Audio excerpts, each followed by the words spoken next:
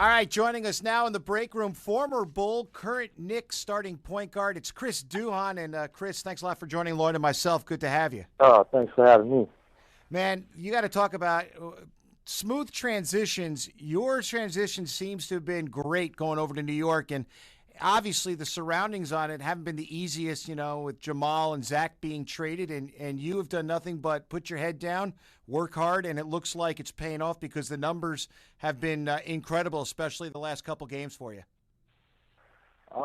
Yeah, I'm put into a situation where, where they're saying that they want me here and that I'm needed, and it's something that I've embraced, and playing in Coach D'Antoni's system and style has definitely been beneficial for me, and it's been great. I've just been able to do a great job of just blocking out the distractions and just worrying about trying to make the Knicks a better team.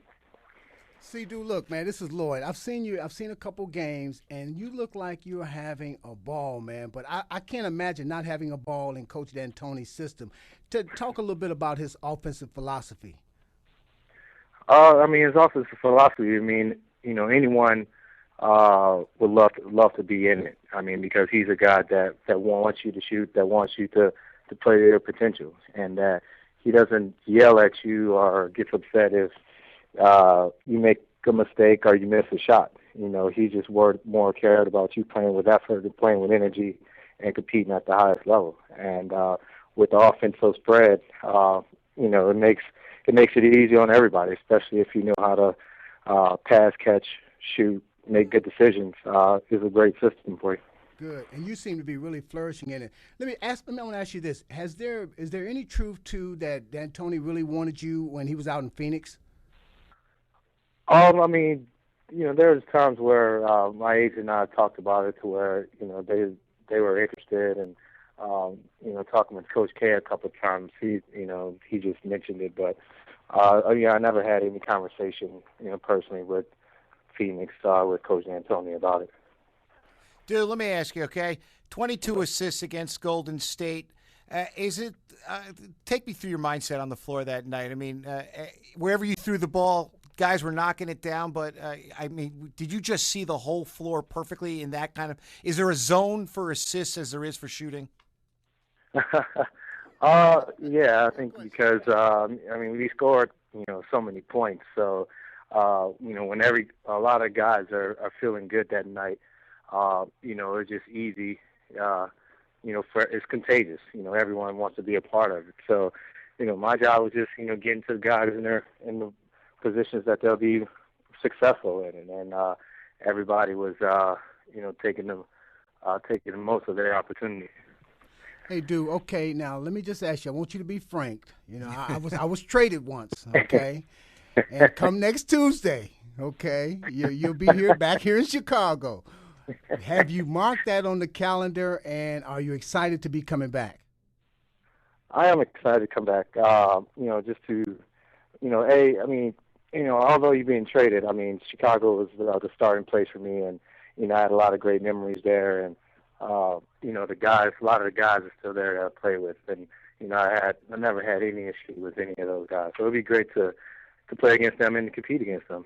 And I know a lot of people mark it as a time for me to come back and kind of like try to stick it in your face, but I don't try to put that type of pressure on myself. I'm just going to go out, approach it like a normal game, and hopefully we're going to be on the winning side of it. I know you're an Erie Cafe guy back here. Have you found a place in New York yet to call your own? No, not yet. I'm still searching. They have a lot more restaurants here, so I'm still kind of searching for a place that everyone else hasn't already claimed as their own. Hey, when you walk into joints now, does everyone know who you are yet, or can you still blend in like sort of like an NHL hockey player?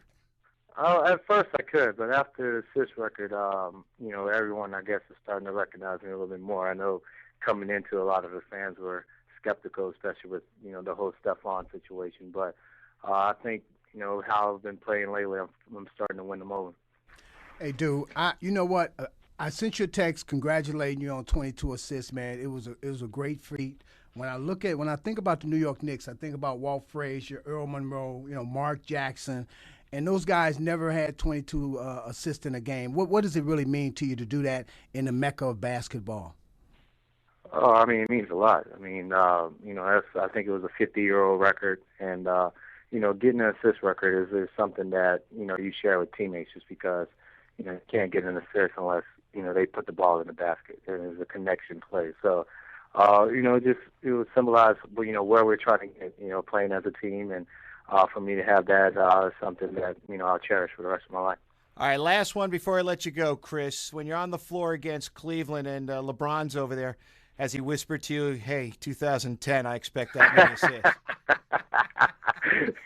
No, I think he's probably pretty tired of it now. I mean, I think everyone's hyping it up too early. I mean, next year is probably the best year to start trying to hype it up, but we still have 2 years left. So I think his main focus right now is trying to get an NBA championship. All right, man. Thanks a lot. Congratulations. Really happy to see the way you're playing, and let's get together when you get back in town.